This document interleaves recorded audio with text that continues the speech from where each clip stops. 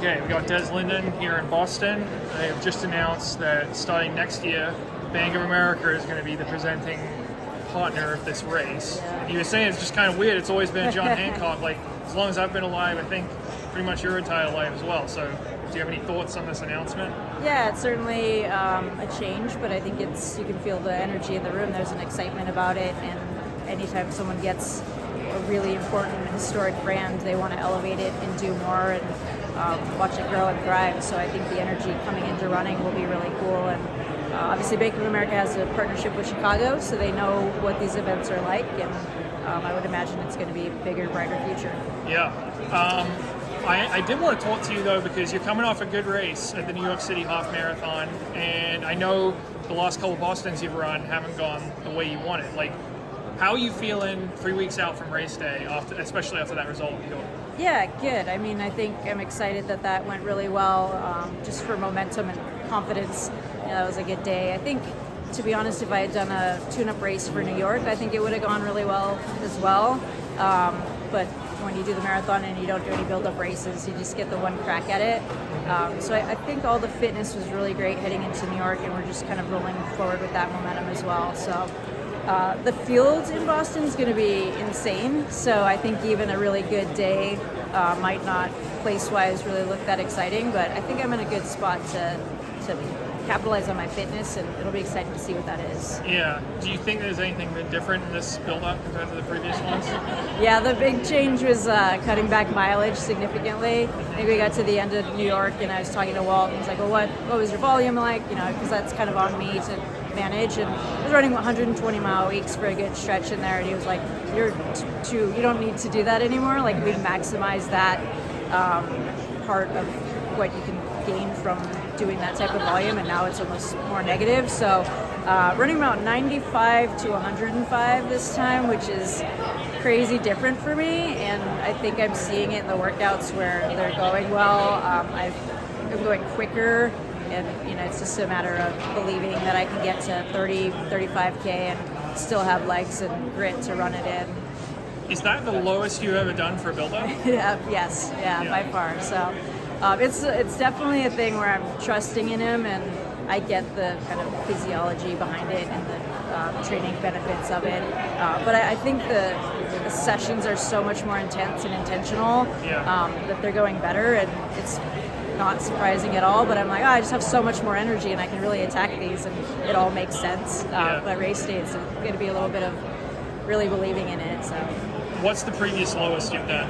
I did about 115 for the 50K, and then for the marathon, this might be like around the same as like my first and second marathons, so just going back a long time, I suppose. Yeah. So are you a believer in, I've talked to some people about like lifetime mileage. You run all this miles, like you don't need to do as much for every build-up when you get older. And then there are other people who are just like, no, it's kind of bunk. You need to do like, you still need to be training your ass off for all these marathons. Like, where do you fall on that spectrum? So I think 95 miles to 105 miles is probably still quite a bit. I think when you're in your mid-20s, early 30s, you're still, you can still be building that system where like volume is like improving mitochondria, and now it's like you don't really lose enough by lowering it a bit, but if you're like, the upside of it is not worth the risk of doing all the volume. So it's still enough, and then I can lean on the gains of what I've done all of those years. So I think it's a good spot to be in.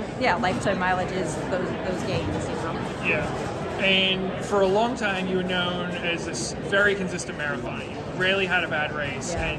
And your last few marathons, you have had a couple. Like, what do you chalk that up to? Aging, probably. I think the pandemic was just a lot of momentum shifting too. I went into Boston in the fall, and it was one of those, like, I probably shouldn't even do it, but we've been on the couch for a long time, like, waiting for races to come back. And you couple that with coming back in the spring, which was a really tight turnaround. So those two, I'm like, that's, just kind of getting out of this injury funk. And the fall was just a tough race. I think I wanted to be in a different place fitness-wise, and tried to run that way. And it was a warm day in New York, and I wasn't quite where I needed to be, so it was just a tough day.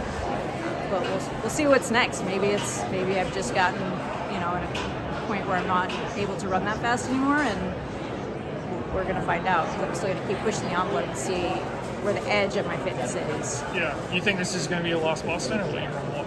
It's a great question. I don't know. This is really exciting. I don't have a bib with the 24 and the Chicago, the Bank of America. So that'll be an interesting pivot. Maybe I need one of those for the collection.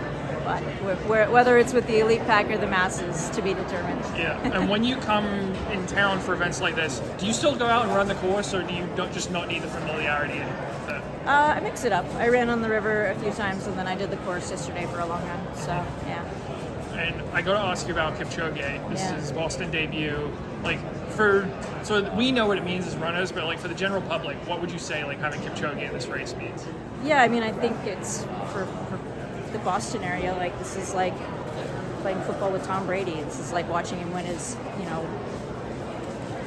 Super Bowls, all of them. And he is the star of our sport. So it's pretty phenomenal. Have you? I guess.